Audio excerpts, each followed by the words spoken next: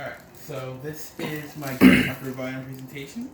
Now, the gut microbiome is basically a large colony of multiple types of microbiota that lives in animals' guts. The gut microbiome is very important to our health. It plays an important role, and it's for our digestion and beneficial for our immune system. It's also true amongst all animals. And it has multiple physiological conditions such as diet. So like if you eat badly, it makes you prone to it causes you to have microbiota that makes you prone to obesity, diabetes, bowel diseases, and other autoimmune deficiencies while ingesting microbiota and an example of this was the microbiota of a fat rat being put into a thin rat. The rat then later became obese due to the change of their microbiota altering their dietary behavior. From this difference of relative microbiomes having drastic effects on the rats, it is safe to say that the relationship between diet and the gut microbiome was casual because the only differing characteristics was the gut microbiome between the rats. Another important physiological condition that affects the microbiome is age of the organism. As humans begin to age, it is found that there's a decrease in microbiome diversity, immune strength, and metabolism, leading to increased risk of infections, cardiovascular diseases, and mental diseases like dementia and Alzheimer's disease.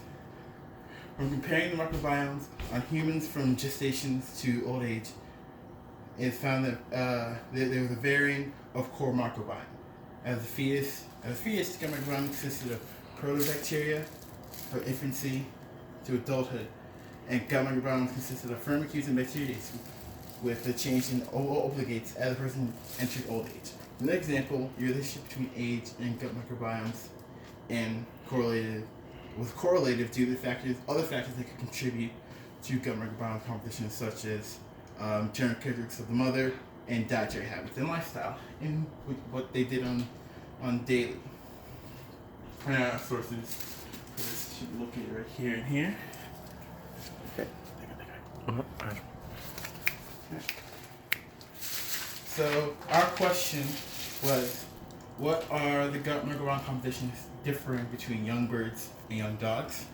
Our hypothesis was that birds would be high in firmicutes and low in bacteriadates, while dogs would be high in bacteriadates and low in firmicutes. And our sources for this one was right there. It was an academic British Journal of Nutrition. So first what we did, we isolated DNA. We weighed about 180 milligrams of stool into 2 milliliter microcentrifuges and put it on ice. We added 1 milliliter of N-Hepatitis buffer. We shaked it before we used into each stool sample. Heat this suspension for 5 minutes at 70 degrees Celsius. Vortex for 15 seconds after 2 minutes, and then continuing to heat for the remaining 3 minutes. And then we did centrifuge sample for 1 minute at 14,000 RPM. Then we pipetted it at 15 microliters of proteinase K into a new labeled 1.5 milliliter microcentrifuge tube. And then we pipetted 500 microliters of the supernutrient from step 4 into the 1.5 milliliter centrifuge tube containing proteinase K. Then we added 500 microliters of buffer AL, we shaked it before we used it, and vortexed it for 15 seconds. And then we incubated it for at 70 degrees Celsius for 10 minutes because proteinase has high activity at 70 degrees Celsius. Then we added 500 microliters of ethanol, which is basically like 96 to 100% ethanol, to the lysate, and we mixed it by vortexing. We carefully added 750 microliters of lysate from step 9 to the Kaizen column, and then we carefully opened the Kaizen column and added 500 microliters of wash buffer at AW1. And then we centrifused for 1 minute at 14,000 RPM and then started the filtrate into the waste beaker. And then we carefully opened the Kaizen spin column, and then added 500 microliters wash buffer at 8 and the AW2. And then we centrifused it for 3 minutes at 14,000 RPM, and we discarded the filter once again. And then we centrifuged it again for 3 minutes at 14,000 RPM. When removing from we were careful not to let any flow make contact with the spin column. Then we transferred the AIQ IA spin column into a new 1.5 milliliter centrifuge tube. When we discarded the old tube and pipetted 200 microliters of the buffer ATE directly into the chitin spin column membrane. Incubated in the liquid, incubated for 1 minute at room temperature, and then we centrifuged it for 1 minute to elute DNA. Then we removed the spin column and kept microfuge tubes with the elute DNA on ice. And our next step was the quantification, dilution, and unit qPCR. First, we calculated the amount of DNA samples of nuclease-free water into the mix to generate 1 nanogram per microliter concentration of our DNA samples into PCR tubes. And then we added 2 microliters of nuclease-free water into a new PCR tube, added 1 microliter of our DNA into 1 microliter of controlled DNA into, or we put in 1 microliter of controlled DNA, or we put in 1 microliter of nuclease-free water in the tube containing 2 microliters of nuclease-free water. Then we added 1 microliter each of the forward and reverse primers to each PCR tube. And then we added 5 microliters of 2X master, and then our professor put in 5 microliters of the 2X master mix to each PCR tube. And no, we did that. And then we gave it to our instructor to paste in the thermocycler. Okay. And so this was basically our results.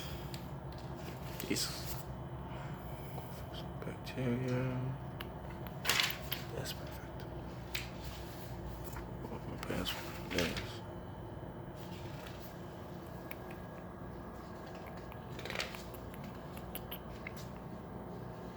Now, unfortunately, as you can see, some of our samples did show up negative, which is why we had to change our experiment from 4 birds to only 2 birds and 2 dogs, because 2 of ours came negative as we went through multiple trials.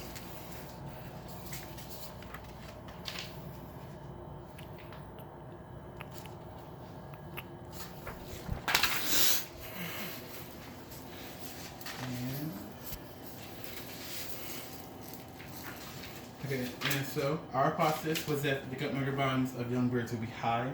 So our hypothesis again with our gut microbiomes would be high in birds and firmicutes and bacteria. Well, the gut microbiomes of our young birds would be high in low bacteria and low firmicutes. In our data, the gut microbiome of the 2 dog samples were very similar to each other, while the 2 bird samples had much varied concentrations. One was really high in bacteria, the other one really high in firmicutes. So I would say that our data would support our hypothesis if it were not for the 1 bird sample that we lost due to our low quality, due to 1 of our bird samples that had very low quantities of firmicutes. We also predicted that the birds would have high concentrations of gut microbiomes than dogs, due to the variety between the gut microbiomes, due to the variety between the gut microbiomes of birds compared to the consistency of the gut microbiome reading of dogs. Our data would serve to support this hypothesis. Thank you very much.